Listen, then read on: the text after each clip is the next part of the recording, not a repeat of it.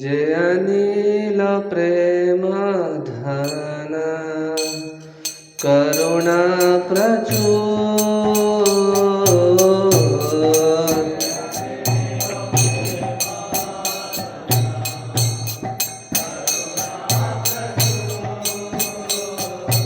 जे अनिल प्रेम धन करुणा प्रचुर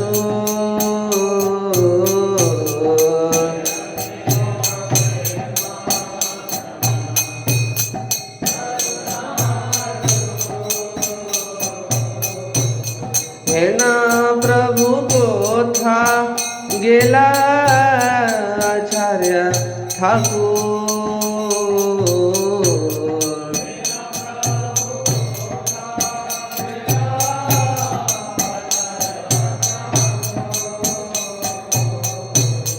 हेना प्रभु को था गेला आचार्य ठाकुर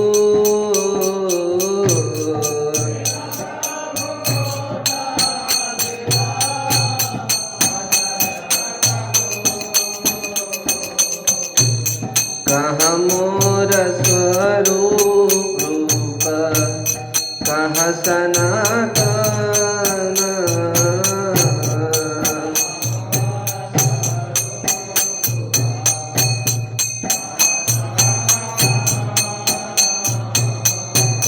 कहाँ दास रघुनाथ पतित पावन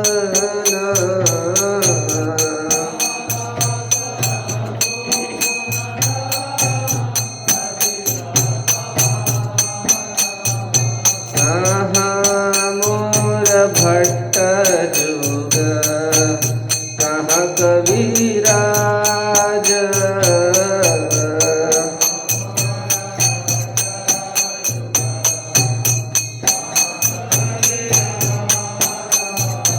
एक काल को था गेला गोरा नटराज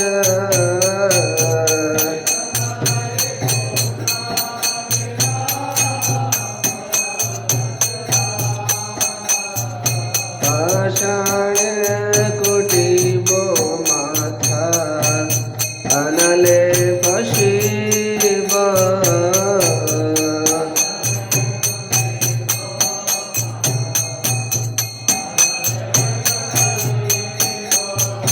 गौरांग गुणेर निधि कोथा गेले पाब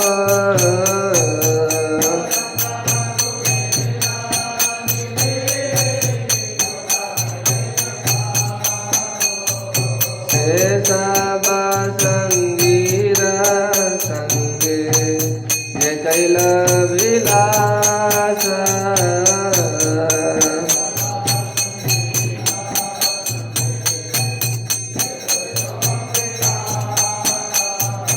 से संग न पाइया कांदे नरोत्तम दास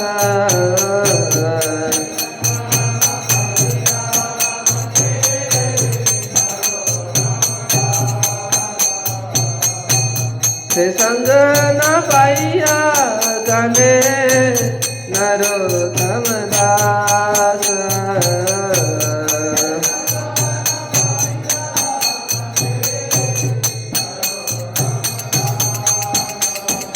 हरे कृष्ण कृष्ण कृष्ण हरे हरे, हरे राम राम राम हरे हरे।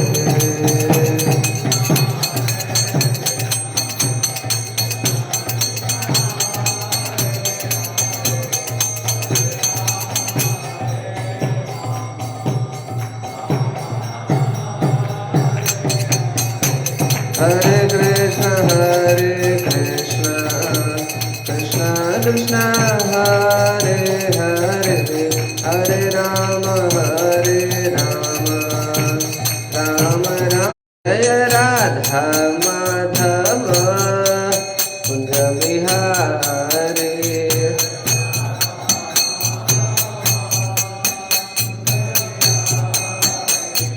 गोपी जन वल्लभ गिरिवरधारी।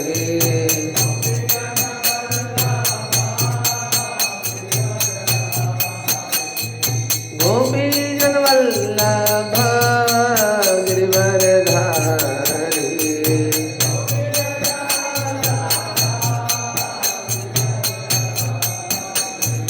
यशोदानंदन ब्रज जनरंजन,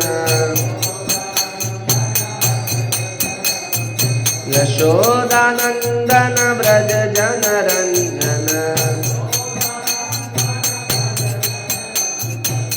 यमुना तीर वनचारी,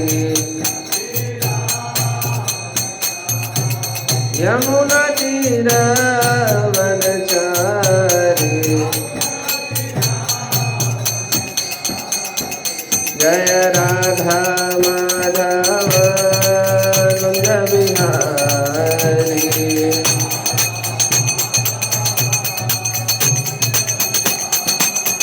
जय राधा माधव कुंज बिहारी।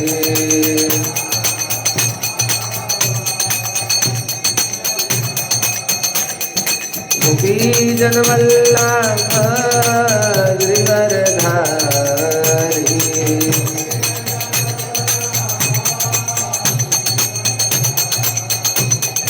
यशोदानंदन ब्रज जनरंजन, यशोदानंदन ब्रज जनरंजन। यमुना तीर वनचारी, यमुना तीर वनचारी।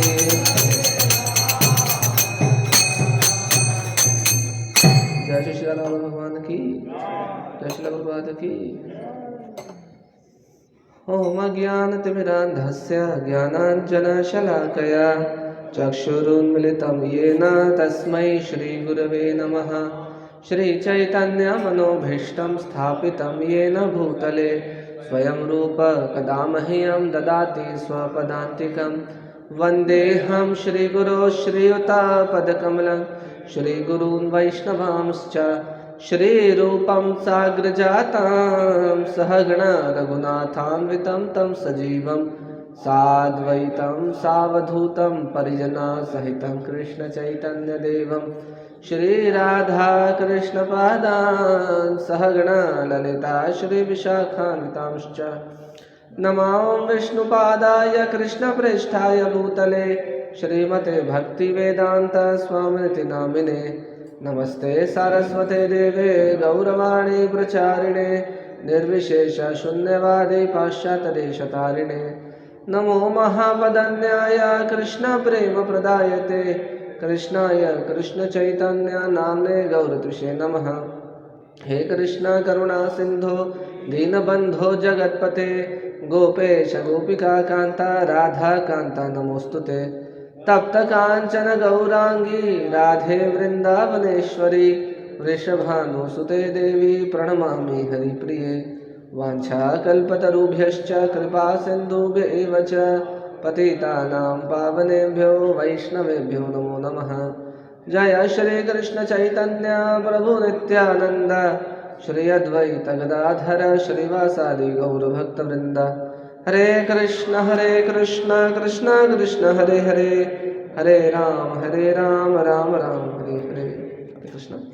उपस्थित सारे वैष्णवों का आशीर्वाद चाहूँगा जिससे कि आज के विषय पर कुछ चर्चा कर सकूं। आज हमारे दो आचार्यों का तिरुभाव दिवस है, जगन्नाथ दास बाबा जी और श्री रसिकानंद प्रभु। तो पहले हम इनकी जीवनी पर थोड़ा चर्चा कर लेंगे, फिर जो अंत में समय बचता है उसके लिए उसमें हम श्रीमद् भागवत का आज का जो श्लोक है उस पर चर्चा करेंगे।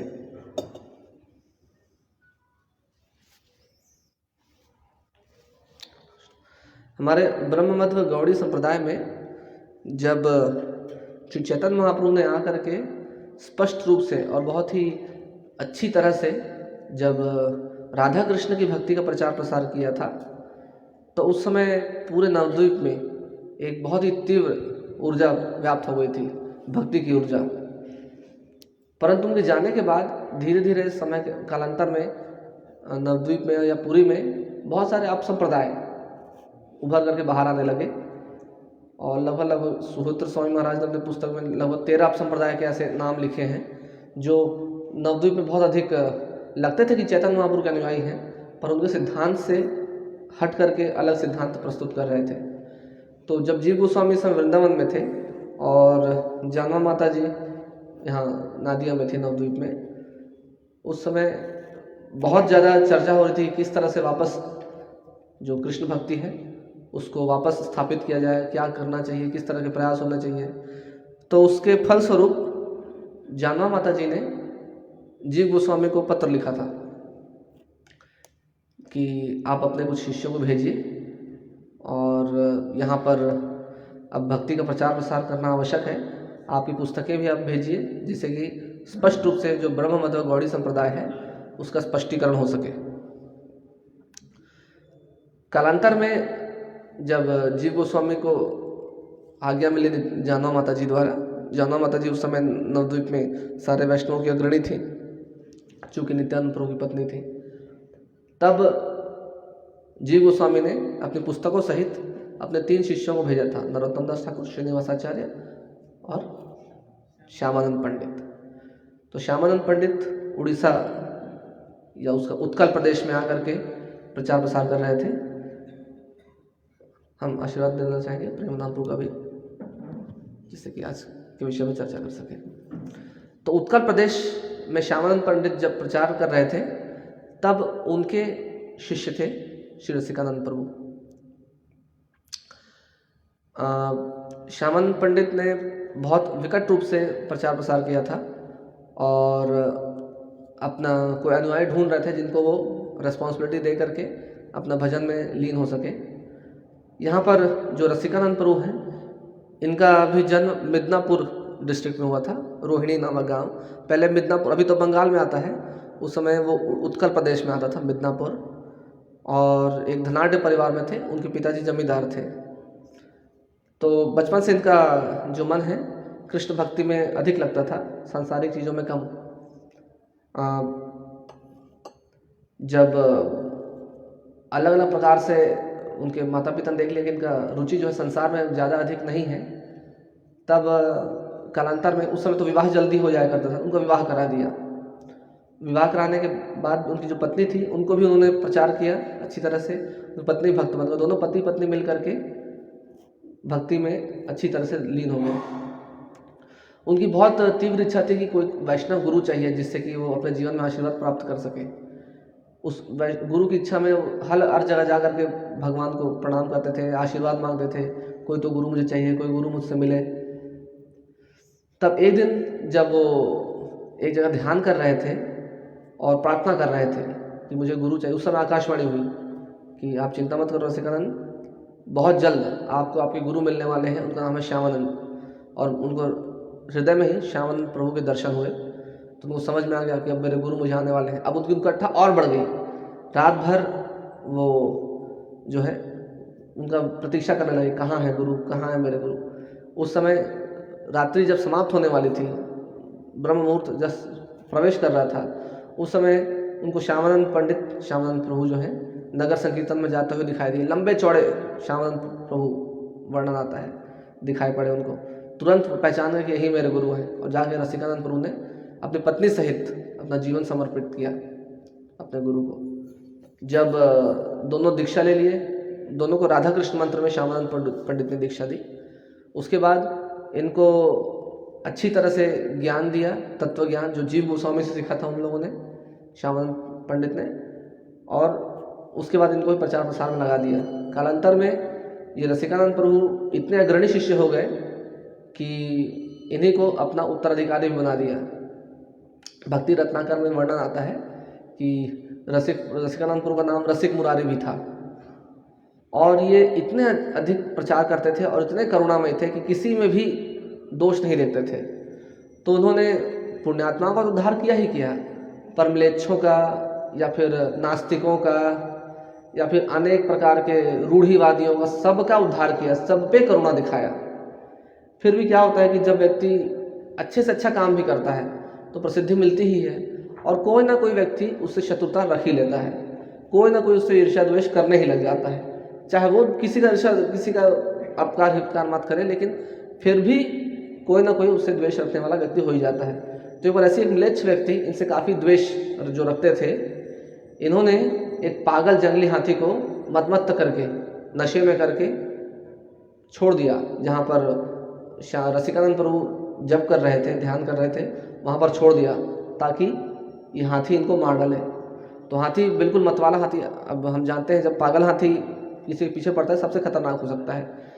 जो व्यक्ति, अब हमको कभी अनुभव नहीं है, पर हमारे अलग अलग मित्रों का अनुभव है कि अगर कहीं पर जा रहे हैं, कार में शेर मिल जाए, कार के दरवाजे बंद कर दें तो बचा जा सकता है, पर यदि पागल हाथी मिल जाए तो कार को पलट करके पचका देगा, बचने की उम्मीद बहुत कम है। और हमारे एक और भक्त जो बेलगांव में रहते थे, बेलगांव कर्नाटक में जो प्रांत है, वहाँ पर गोकुल धाम जो उनका फार्म कम्युनिटी है, जो जंगलों के बीच में है, वो लोग अपना अनुभव शेयर करते हैं कैसे कैसे जब हाथी पागल हो जाता है या पागल हाथियों का झुंड आता है तो बहुत खतरनाक होते हैं, बहुत आवेशित होते हैं, सब कुछ नष्ट कर देते हैं। मैंने शायद पहले भी कथा बताई है कि एक ब्रह्मचारी थे जो गोकुल धाम में रहते थे, उनको एक बार पागल हाथी ने दौड़ाया था। तो मैंने बताया है ना पहले आप लोग, तो क्या हुआ था कि उनको पागल हाथी ने दौड़ाया, भागते रहे, लेकिन समझ में आया कि हाथी से मैं कंपटीशन नहीं कर सकता दौड़ने में। तो उनको समझ नहीं आता अब कैसे बचाएं, उनको लगा कि अब जीवन खत्म होने वाला है। तभी उनको ढलान दिखाई दिया। उनको याद है बचपन में मैंने पढ़ा था कि जब हाथी दौड़ाए तो ढलान में दौड़ना चाहिए, क्योंकि हाथी का शरीर जो है बहुत भारी होता है, वो ढलान में तेज़ी से उतर नहीं पाता। तो ढलान में कूद गए, वो कूद के जैसे करके उस दिन बच गए। उसके बाद वापस पुणे आ गए, कभी वापस गोकुल धाम नहीं गए वो, जब एक बार अनुभव हो गया। तो जब पागल हाथी दौड़ाता है तो व्यक्ति को सच में जान के लाले पड़ जाते हैं। तब जब रसिकानंद प्रभु के पीछे पागल हाथी, वो भी मदमत्त छोड़ दिया उन्होंने, तो रसिकानंद प्रभु ने क्या किया, अब जब करते हैं जैसे ही हाथी पास आया तो पास में थोड़ा जल था, उसको उठा करके कृष्ण कृष्ण गौरा गौरा इसलिए उसके ऊपर फेंक दिया। तो हाथी, उसका नशा पूरा उतर गया, पागलपन पर चला गया, और वो हाथी हरे कृष्ण नाम करने लगा और उनका शिष्य बन गया। इस तरह से जंगल के जो महाप्रभु ने जो चमत्कार किया था, जो उन्होंने अलग अलग पशु पक्षियों को हरिनाम जप कराया था, बाद में जंगल में रहते रहते रसिकानंद प्रभु ने भी वही चमत्कार किया। बहुत सारे अपने अनुयायियों को, मतलब शेर, हाथी, इन लोगों को जंगल में रहते रहते हरिनाम जप कराया। शहर में भी उन्होंने बहुत सारे जो पाशवी प्रवृत्ति वाले लोग हैं उनका उद्धार किया, और यहाँ पर जंगल में रह करके पशुओं का भी उद्धार किया। तो रसिकानंद प्रभु इसके लिए बहुत वहाँ पर उनका नाम ख्याति व्याप्त हो गया था। कालांतर में जब आज ही के दिन फाल्गुन की जो प्रतिपदा है, शुक्ल पक्ष की प्रतिपदा, जब उनका तिरोभाव होना था, अपने 7 अनुयायियों के साथ वो रेमुना में गए खीरचोर गोपीनाथ के दर्शन लेने के लिए, और उनके साथ कीर्तन करने लगे, तीव्र कीर्तन होने लगा, सब के सब कीर्तन में आवेशित हो गए और अच्छी तरह से होने लगा। अचानक से जो क्षीरचोर गोपीनाथ हैं उनके विग्रह में समाहित हो गए रसिकानंद प्रभु। जब उनके शिष्यों ने देखा कि हमारे गुरु हमको छोड़ के चले गए हैं, उनके सातों के सातों शिष्य तुरंत उन्होंने भी अपना शरीर छोड़ दिया, अपना गुरु का विरह सह नहीं पाए। और इस गुरु का विरह सह नहीं पाने के कारण जब अपना शरीर छोड़ दिया तो वहीं पर उनकी पुष्प समाधि भी बना दी गई है। और शिवरात्रि से लेकर के 14 दिन तक, शिवरात्रि होती है फाल्गुन कृष्ण की चतुर्दशी को, तो 14 दिन तक ये उत्सव आज भी रेमुना में मनाया जाता है, जिसमें रसिकानंद प्रभु का तिरोभाव दिवस को बहुत अच्छी तरह से उन लोग मनाते हैं, क्षीरचोर गोपीनाथ को याद करते हुए, क्योंकि क्षीरचोर गोपीनाथ में ही समाहित हुए थे रसिकानंद प्रभु। श्री रसिकानंद प्रभु की आज जगन्नाथ दास बाबा जी महाराज का भी तिरोभाव दिवस है। जगन्नाथ दास बाबा जी महाराज भी बांग्लादेश में उनका जन्म हुआ था। उस समय तो भारत में ही आता था बांग्लादेश भी। तत्कालीन जो ब्रिटिश भारत था उसमें बांग्लादेश में वो जन्म हुआ था। और ये भी एक धनाढ़ परिवार से थे, परंतु इनका मन भी ज़्यादा सांसारिक चीज़ों में लगता नहीं था, तो सब कुछ छोड़ छाड़ कर वो चले गए वृंदावन। वृंदावन में सूर्य कुंड के आसपास वो रहते थे, अपना निवास करते थे और भजन करते रहते थे। उनके गुरु का नाम मुझे अभी याद नहीं आ रहा है। ये बलदेव विद्याभूषण के संप्रदाय में थे उनके गुरु। और बाद में जगन्नाथ दास बाबा जी काफ़ी विशिष्ट उनके शिष्य हुए। और उनकी एक विशेषता थी कि उनको कोई भी ऐश्वर्य, कोई भी मोह नहीं रहता था। कोई भी संसार से थोड़ा सा भी आकर्षण आया उसको त्याग करके तुरंत वो भक्ति में लीन होने में विश्वास रखते थे। कालांतर में जब बाबा जी हो गए तब उनकी प्रसिद्धि और फैलने लगी। अपने जीवन के अंतिम दिनों में वो नवद्वीप में आ गए थे। हालांकि पूरा जीवन वृंदावन में थे, पर अंतिम क्षणों में वो आ गए थे नवद्वीप। तो अपने शिष्य बिहारी के साथ नवद्वीप में रहते थे। जय श्री राधा माता ललिता विशाखा सखी की, श्री जानकी वल्लभ लक्ष्मण हनुमान की, चिंताई गौर सुंदर की, श्रील प्रभुपाद की। तो अपने शिष्य बिहारी के साथ रहते थे वृंदावन में। एक बार ऐसा हुआ कि उन्होंने रोज जब भी कोई व्यक्ति उनसे मिलने आते थे, साधु से मिलने आता है तो व्यक्ति कोई ना कोई डोनेशन लेकर के जाता है, तो इस तरह से कुछ ना कुछ दान देते रहते थे कोई ना व्यक्ति। तो बिहारी सबको इकट्ठा करके रखते थे, क्योंकि बाबा जी को तो कुछ मतलब नहीं था। तो एक दिन उन्होंने बिहारी को बोला, बिहारी एक बात बताओ कितने रुपए इकट्ठे हो गए।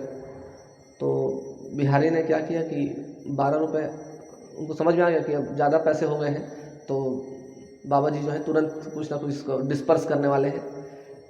तो उन्होंने 12 रुपये हटा लिए और बाकी रुपए दे दिए। उस समय उनको दिखाई नहीं पड़ता था, काफ़ी बूढ़े हो गए थे, लगभग 125 वर्ष तक इस संसार में रहे थे, तो उनकी आंखें बिल्कुल बंद रहती थी, अच्छे दिखाई नहीं पड़ता था। तो उन्होंने कहा कि देखो तुम कुछ छुपा तो नहीं रहे हो मुझसे, बताओ कि कितने पैसे छुपाए हैं। तो फिर जो बिहारी को समझ में आ गया कि भले आँख हम बाहरी दृष्टि से हमको लगता है दिखाई नहीं पड़ता, पर तो है तो उनके पास दिव्य आँखें। मेरे हृदय को झाँक करके उन्होंने देख लिया।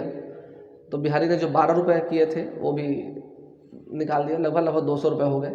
और वो 200 रुपये, उस समय के 200 रुपये उन्होंने बाबा जी के सामने रख दिया। बाबा जी ने कहा कि मायापुर की सारी गाँव को अब हम रसगुल्ला खिलाएंगे इस 200 रुपये से। तो रसगुल्ला बनवाया गया उस 200 रुपये में, और सारी गायों को उन्होंने रसगुल्ला खिलाया। ठीक, तो बिल्कुल भी उनको, और खुद, अच्छा ऑफकोर्स खुद तो नहीं खाया उन्होंने। तो ये उनका जीवन रहता था, जीवन कि किसी भी समय थोड़ा सा भी इंद्रिय तृप्ति का अगर कोई मौका बन रहा है तो तुरंत उसको त्याग देने का उनका, उसमें प्रवीण थे जगन्नाथ दास बाबा जी। जब कालांतर में भक्तिविनोद ठाकुर उनसे मिले थे तो भक्तिविनोद ठाकुर उनसे बहुत प्रभावित हुए थे और उनकी शरण ग्रहण की थी, उनसे शिक्षा लेते रहते थे भक्तिविनोद ठाकुर। और जब भक्तिविनोद ठाकुर को वो जो प्रसिद्ध लीला हुई थी, जब वो बहुत ही रिटायरमेंट लेकर के खोज रहे थे कि वास्तविक में चैतन्य महाप्रभु जन्म स्थान कहाँ है, बहुत ही उत्कंठा थी उनके अंदर, बहुत प्रार्थना करते थे, जप करते थे कि मुझे चैतन्य महाप्रभु का वास्तविक जन्म स्थान मिल जाए। तो एक दिन जब अपने गोद्रुम द्वीप में अपने घर के ऊपर छत में जब रात को जप कर रहे थे तो उनको दूर से दिखाई पड़ा कोई उजाला प्रकाश गंगा के उस पार। तो उनको समझ में आने लगा और उनको आवाज़ें सुनाई देने लगी, कुछ कीर्तन की आवाज़ें सुनाई देने लगी और प्रकाश दिखाई दे रहा है गंगा के उस पार। तो उनको बहुत हर्ष हुआ, उनको लगा शायद ये वही जगह हो सकती है जहाँ चैतन्य महाप्रभु का आविर्भाव हुआ था, शायद ये वही जगह है। ये सोच करके भक्तिविनोद ठाकुर अगले दिन सुबह सुबह वहाँ चल पड़े। तो जब वहाँ गए उस जगह पर तो देखे वहाँ सब जगह तुलसी के पौधे उगे हुए थे और वो जो जगह थी कुछ म्लेच्छ परिवारों की थी। तो वहाँ पर वो लोग कुछ भी उस जगह से दूर रहते थे। सब लोग सोचते थे भूत है यहाँ पर, क्योंकि कभी भी प्रकाश आ जाता है, कुछ भी आवाज़ें आने लग जाती हैं उस जगह से, और कुछ उगाओ तो तुलसी निकलती है, कोई भी बीज डालो। तो उनको लगता था कि ये कोई भूतिया जगह है, यहाँ पर से दूर रहना चाहिए, कोई आता नहीं था।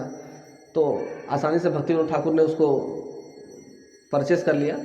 जब उनको कंफर्म करना था कि ये चैतन्य महाप्रभु जन्म स्थान ही है या नहीं, क्योंकि नीम का पेड़ भी था और सब तुलसी के पौधे थे, तब उन्होंने जगन्नाथ दास बाबा जी को निमंत्रण दिया था बिहारी के द्वारा।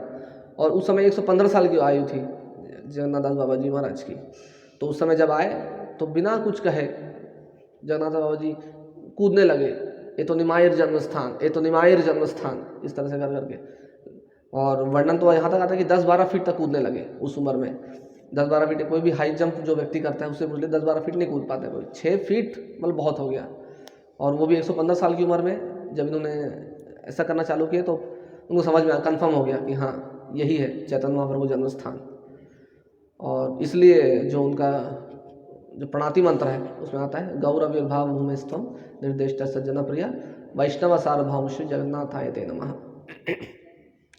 तो ऐसे जगन्नाथ दास बाबा जी जिन्होंने हमको चैतन्य महाप्रभु का जन्म स्थान हमको सबको बताया, एक बहुत अच्छा शिष्य दिया भक्तिविनोद ठाकुर, और हमारे जो ब्रह्म मध्य परंपरा है उसको बहुत लंबे समय तक उसकी शुद्धता को, उसकी प्रामाणिकता को संजो करके रखा और भक्तिविनोद ठाकुर को प्रदान किया।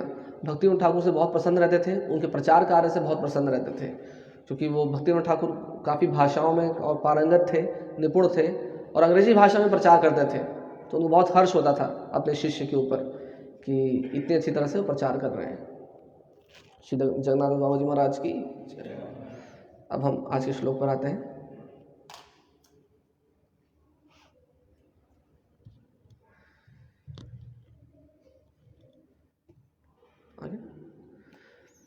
विकथमानः कुमते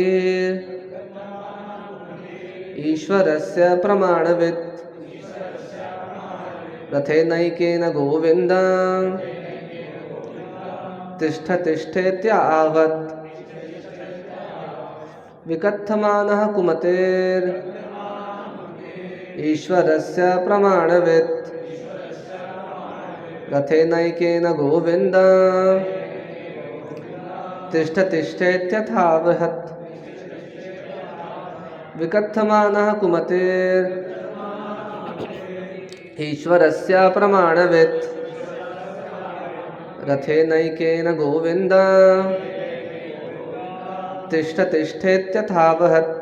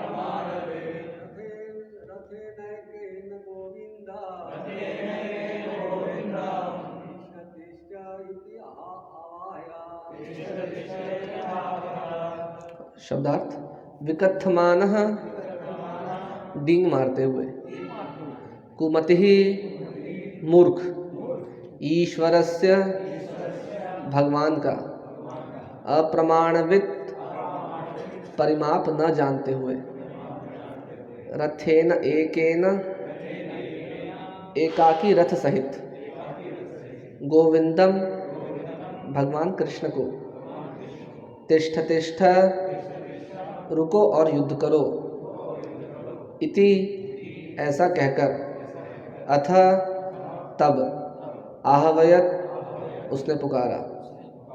अनुवाद: इस प्रकार डींग हाँकता भगवान के पराक्रम के असली विस्तार से अपरिचित मूर्ख रुक्मी अपने एकाकी रथ में भगवान गोविंद के पास पहुंचा और उन्हें ललकारा, जरा ठहरो और लड़ो। तात्पर्य: इन श्लोकों से लगता है कि यद्यपि रुक्मी एक पूरी सेना की टुकड़ी लेकर रवाना हुआ था, किंतु कृष्ण से युद्ध करने के लिए वह स्वयं आगे बढ़ा। श्लोक में चर्चा चल रही है। कल हमने देखा था देवकीनंदन की कक्षा में कि किस तरह से रुक्मी एक अक्षौणी सेना लेकर के कृष्ण के पीछे दौड़ा था, और दौड़ने का कारण क्या था? कृष्ण से द्वेष करता था, कृष्ण से उनको द्वेष होता था, इसलिए दौड़ पड़ा था। परंतु यहाँ पर उनकी उत्सुकता, उत्कंठा देखिए कि अपनी सेना को पीछे ही छोड़ दो, भले चालू किया सेना के साथ, पर सेना के लिए रुका नहीं। सारथी को बोलने लगा बढ़ो बढ़ो, क्योंकि सेना में क्या होता है, थल सैनिक भी होता, अक्षौणी सेना में पूरा समूह होता है, घुड़सवार भी होते हैं, पैदल सैनिक भी होते हैं, हाथियों का समूह भी होता है एक अक्षौणी सेना में। तो जब सब एक साथ बढ़ते हैं तो सबको एक साथ बढ़ना पड़ता है, पर उनको छोड़ करके अकेले ही चल पड़ा, सोच रहा था कि मैं अकेले हरा दूंगा। कारण क्यों? कृष्ण का शक्ति जो है उसको मापने में गलती कर गया। देखिए आश्चर्य की बात है, ये सारे असुर ये गलती करते हैं, भगवान का जो शक्ति है उसको मापने में बहुत बड़ी गलती कर बैठते हैं। जो सबसे बड़े असुर हुए हैं हिरण्यकशिपु, उन्होंने भी कुछ ऐसा ही सोचा था। उन्होंने क्या सोचा कि हिरण्याक्ष का वध कर दिया है इस विष्णु ने, और मुझे विष्णु को मारना है। ठीक है, वो शक्तिशाली है, तो उनकी शक्ति का आकलन अपने बुद्धि से कुछ किया उसने, और उसको परे होने के लिए ब्रह्मा जी की तपस्या करने लगे। बहुत बुद्धिमान व्यक्ति थे हिरण्यकशिपु, कोई साधारण व्यक्ति नहीं थे। उनकी बुद्धिमत्ता का परिचय कैसे हम समझ सकते हैं? हमारा जो शरीर है वो हाड़ मांस का बना हुआ है, पृथ्वी, जल, वायु, अग्नि, आकाश, और सूक्ष्म शरीर है मन, बुद्धि, अहंकार का। ब्रह्मा जी का जो पूरा शरीर है बुद्धि का ही बना हुआ है। तो ब्रह्मा जी जब हिरण्यकशिपु की तपस्या से प्रसन्न होकर तो नहीं, खींच कर जब प्रकट हुए, ठीक है भाई क्या चाहिए, चुप, अपना तपस्या, पूरी दुनिया में उत्पात मचा रहे हो, क्या मांगना है मांगो, ताकि दुनिया तो शांत हो जाए, उत्पात ना मचे। देवताओं को ऐसा करना पड़ता है, परंतु भगवान विष्णु इसके लिए बाध्य नहीं होते, कभी भी कोई वरदान देने के लिए बाध्य नहीं। इसलिए कोई भी असुर भगवान विष्णु की तपस्या नहीं करता, क्योंकि मालूम है यहाँ पर कुछ होने वाला नहीं है। लेकिन देवताओं की तपस्या करने पर फल मिलना ही है, निश्चित है, इसलिए वो कैलकुलेटेड वे में आगे बढ़ते हैं, सब कुछ आकलन करके। तो उसी आकलन के साथ हिरण्यकशिपु ने जब ब्रह्मा जी की तपस्या की, ब्रह्मा जी प्रकट हुए और ब्रह्मा जी से उन्होंने बोला कि मुझे अमरता का वरदान चाहिए। तो जब अमरता का वरदान मांगा, ब्रह्मा जी ने कह दिया कि अमर तो हो नहीं सकती, ये तो मैं दे नहीं सकता, कुछ और मांगिए। तो अपनी बुद्धि चलाई उन्होंने। फिर बुद्धि कैसे चलाई? ना तो जल में मरूं, ना तो थल में, ना तो आकाश में, ना तो इधर ना तो उधर, ना ऐसे मरूं ना वैसे मरूं, सब कुछ गिन डाला उन्होंने। सारा जो परम्यूटेशन कॉम्बिनेशन होता है सब कुछ कर डाला हिरण्यकशिपु ने। और ब्रह्मा जी को लगा अरे इसने तो मुझे भी सच में शायद बेवकूफ़ बना दिया, इसने तो जो अमरता का वरदान ही मुझसे मांग लिया, इसकी ब्रह्मा जी को भी नहीं मालूम था अभी मरेगा कैसे। ठीक है, ये था हिरण्यकशिपु। ठीक है, जो ब्रह्मा जी जो स्वयं बुद्धि के बने हुए हैं, जिन्होंने पूरा सृष्टि का निर्माण किया है, उनकी बुद्धि को भी परास्त कर सकता था। बहुत बुद्धिमान व्यक्ति था हिरण्यकशिपु। हाँ, पर जब भगवान की बात आती है तो भगवान एक ऐसे व्यक्ति हैं जो भगवान ठीक वही कार्य करते हैं जो हम सोच भी नहीं सकते।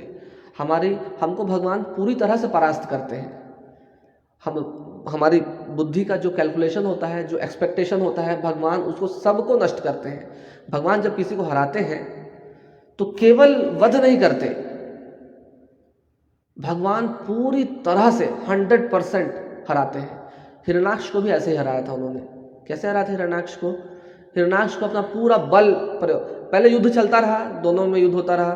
भगवान के हाथ से उनका गदा छूट गया। हिरण्याक्ष ने कहा कि मैं हाथों पे वार नहीं करता, उठाओ अपनी गदा। देवता लोग डर के पीछे छुप गए। अरे ऐसा तो नहीं कि हिरण्याक्ष। फिर सूर्यास्त होने का समय आ गया था। देवताओं ने कहा प्रभु अब इसकी शक्ति दुगनी हो जाएगी। असुरों की शक्ति रात में दुगनी हो जाती है। जो सत्वगुणी होते हैं वो सुबह सुबह क्रियाशील अधिक होते हैं, असुरगण रात को क्रियाशील अधिक हो जाते हैं, उनकी एनर्जी अपने आप बढ़ जाती है रात को। तो ये प्रवृत्ति है असुरों की, देवताओं की। तो जब सूर्यास्त का समय आ गया, देवताओं ने कहा प्रभु इसकी शक्ति दुगनी होने वाली है, अब जल्दी से इसका वध करिए। भगवान ने सूर्यास्त होने दिया, अच्छे से युद्ध होता रहा। फिर जब वध करने का समय आया तो भगवान ने बस खड़े हो गए हिरण्याक्ष के सामने। हिरण्याक्ष बोला इतना तो युद्ध कर रहे, जितना भी एफर्ट कर रहे थे, अचानक से खड़े हो गए। हिरण्याक्ष ने फिर अपना सारा अस्त्र शस्त्र फेंकना चालू किया। सारे अस्त्र शस्त्र टकरा कर गिर रहे थे। हिरण्याक्ष को सहन नहीं हुआ। हिरण्याक्ष स्वयं आया, बहुत मुष्टिक प्रहार किया, बहुत मारा, कुछ भी नहीं हुआ। हिरण्याक्ष थक गया। फिर भगवान ने जोरदार थप्पड़ मारा और हिरण्याक्ष का वध हो गया। किसी को थोड़ा सा विरंच मात्र भी संदेह ना रह जाए कि एक पैंतरा अच्छा चल दिया भगवान ने, इसलिए शायद हिरण्याक्ष का वध हो गया, या एक भगवान ने कुछ ज़्यादा कुछ कोई मौका पे चौका मार दिया जिसको बोला जाता है, उसलिए हिरण्याक्ष। नहीं नहीं नहीं, हिरण्याक्ष का वध वैसे हुआ जैसे पूरी तरह से सबको समझ में आए कि हिरण्याक्ष पराजित हुआ है, अच्छी तरह से पराजित हुआ है। और पहले जो भगवान युद्ध कर रहे थे वो बस कर ही रहे थे, बस क्योंकि भगवान को भी इच्छा है अपने पार्षदों के साथ थोड़ा आदान प्रदान करने का, इसलिए भगवान युद्ध कर रहे थे। उसी तरह हिरण्यकशिपु का वध करना था तो भगवान नरसिंह बन करके आए। हिरण्यकशिपु का सारा कैलकुलेशन खत्म, सारा उसका जो बुद्धिमत्ता था उसको पूरी तरह से पराजित किया भगवान ने। तो उसकी बुद्धि को, उसके शरीर को, उसे सारा साम्राज्य को, सबको पराजित किया। और वो असंभव कार्य करके दिखाया जो कभी हुआ ही नहीं था। कल देवकीनंद बता रहे थे कि खंबे से प्रकट हुए भगवान। हिरण्यकशिपु सोच भी नहीं सकता था कि इस खंबे से, इसको तो मैंने ही बनवाया था, मेरा जो खंबा है, ये जो राजमहल है, इसको मैंने ही बनवाया था। और उसके बाद इसके अंदर मैं जानता हूँ कोई देवता छुपा नहीं हुआ है, इसके अंदर सब कुछ नॉर्मल है, ये सोच करके उसने खंबे पर प्रहार किया था और उसके अंदर से नरसिंहदेव प्रकट हुए थे।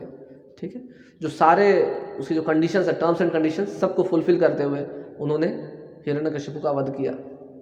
किसी अस्त्र शस्त्र से नहीं, अब नाखून से, ना आकाश में ना पृथ्वी पर, अपने गोद में रख करके, घर के बाहर नहीं, घर के अंदर नहीं, दरवाजे की चौखट पर। इस तरह से उन्होंने हिरण्यकशिपु का वध किया था।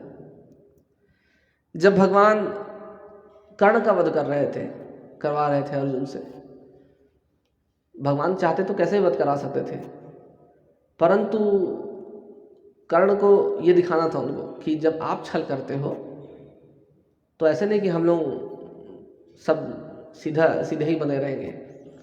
भगवान पूर्ण पुरुषोत्तम थे, तो कर्ण पहले भी ऐसा स्थिति आया था जब अभिमन्यु का वध हुआ था। उसके अगले दिन जब अर्जुन ने प्रतिज्ञा की थी कि मैं जयद्रथ का वध कर दूंगा, तब बहुत भीषण नरसंहार अर्जुन ने किया था, बहुत भीषण, इतना भीषण कि अर्जुन के घोड़े थक गए। ऐसा कभी हुआ नहीं था महाभारत में अर्जुन के घोड़े थक जाएं। उस दिन अर्जुन के घोड़े थक गए दौड़ दौड़ करके। तो कुछ देर के लिए अर्जुन ने क्या किया, उनको पानी पिलाना था। कृष्ण ने कहा कि थक गए हैं, इनको पानी पिलाना है।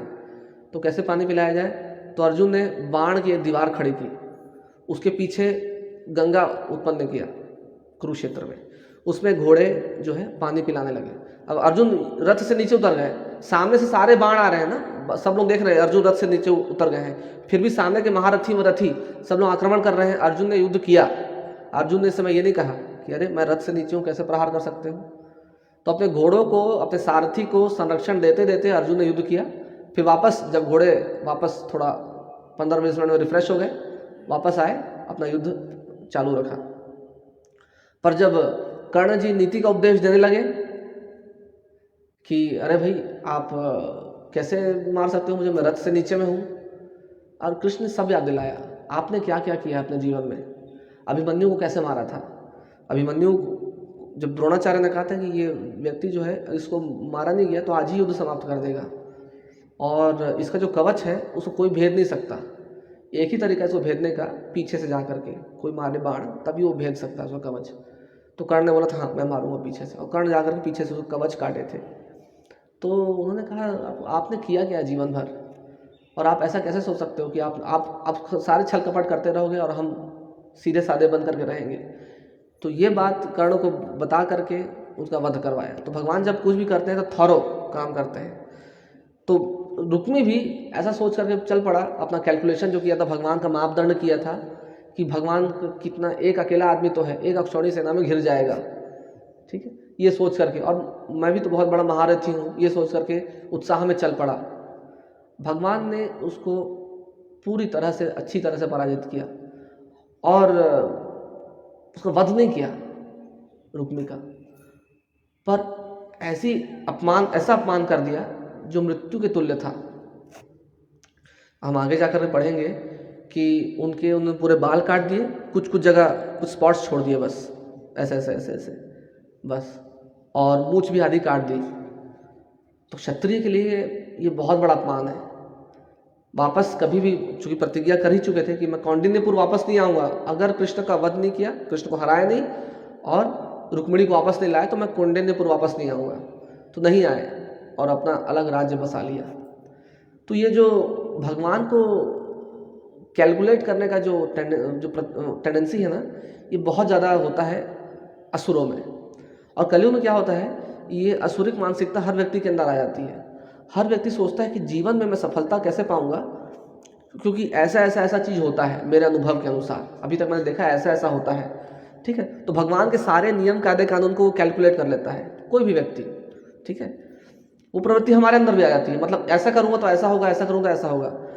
तो भौतिक जीवन में हम अपना सक्सेस को कुछ डेफिनेट पैरामीटर में कैलकुलेट करते हैं, तो भक्ति में भी वैसे ही हम लोग कैलकुलेट करने लग जाते हैं। भक्ति में कैसे, अगर मैं पहले साल जब भक्ति में आऊँगा, भक्त बनूंगा, तो पहले साल में मैं पहुँचूँगा यहाँ तक, अनर्थ निवृत्ति आएगा यहाँ पर, फिर हम निष्ठा, फिर आसक्ति, रुचि, तब तक मुझे लगता है कि अगले 5 साल में एक भक्त ने मुझे बात बताया भी, उसने नोट्स में बनाया था जब वॉइस में सेकंड थर्ड ईयर में जब हुआ था उसका लेक्चर, तो उसने कितने साल में प्रेम तक पहुंचेगा वो पूरा कैलकुलेशन, अपना ग्राफ बना लिया था। पर बाद में समझ में आया कि ये जो कैलकुलेशन है बिल्कुल ही उल्टा पड़ गया, क्योंकि उसमें सारे जो पैरामीटर्स थे, भक्ति में क्या हो जाता है, भगवान की कृपा और भक्तों की कृपा एक ऐसा बहुत महत्वपूर्ण पैरामीटर आ जाता है जो पूरा कैलकुलेशन बिगाड़ देता है व्यक्ति का। व्यक्ति अपने बलबूते पर कितना भी प्रयास कर ले, जब तक शरणागत नहीं होगा, जब तक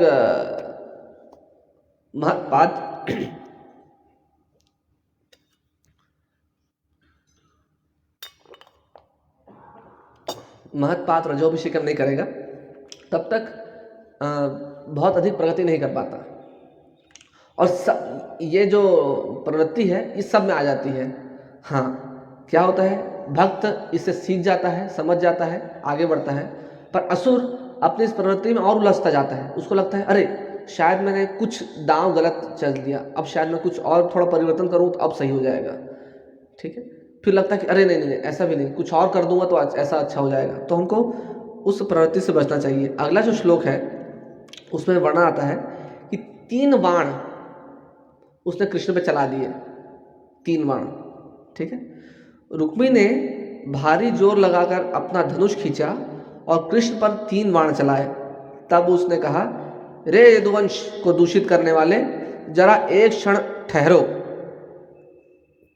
ठीक है। कुलपांसन, यदुनाम कुलपांसन, तो इसका एक अर्थ होता है यदुकुल को दूषित करने वाले। तो श्रीधर स्वामी हमारे उसका दूसरा अर्थ बताते हैं। तात्पर्य में श्रीधर स्वामी संकेत दे रहे हैं कि कुलपांसन को कुल, प तथा अंसन, इससे 3 शब्दों के संधि से मानना चाहिए। कुल इसका है हे यदुवंश के स्वामी, कुल प यदुवंश के स्वामी, अंसन हे शत्रुओं का वध करने में कुशल। तो श्रीधर स्वामी जो है उसको पूरी तरह से परिणित ही कर देते हैं कि उसने गुस्से में भी भगवान का गुणगान ही कर दिया। भले द्वेष रखता था पर भगवान का गुणगान कर दिया। तो विश्वनाथ चकोरी ठाकुर इसी मानसिकता को लेकर के आगे जाते हैं और सारे असुरों को भगवान का भक्ति बताते हैं। बोलते बाहरी रूप से वो शत्रुता कर रहे थे, पर असल में भगवान का गुणगान करते गए। चाहे हिरण्यकशिपु हो, उनके हर शब्द में विश्वनाथ चकोरी ठाकुर भगवान का गुणगान निकाल लेते हैं, भले वो भगवान को गाली दे रहे हो। और तो और हद तो तब होती जब जरासंध भगवान को नराधम पुरुषाधम कहता है। पुरुषाधम पुरुषाधम का एक है जो पुरुषों में अधम, पर विश्वनाथ चक्रवर्ती ठाकुर कहने लग जाते हैं जो सारे पुरुष जिसके सामने अधम हो जाए वो है पुरुषाधम। बिल्कुल सही बात है। तो भगवान के भक्त इस तरह से व्याकरण का, संधि या समास का विश्लेषण करके ऐसा अर्थ निकाल लेते हैं कि जो आंतरिक मनोभाव है उस व्यासदेव का वो निकल करके बाहर आता है। तो 3 बाण का जो प्रत्युत्तर है भगवान कृष्ण ने कैसे दिया, भगवान ने भी 3 बाण छोड़े, उन 3 बाण का हश्र क्या हुआ ये हम आगे की कक्षा में देखेंगे। आज हम यही समाप्त करते हैं। कोई टिप्पणी किसी की? समय समाप्त हो रहा है। कोई प्रश्न किसी का?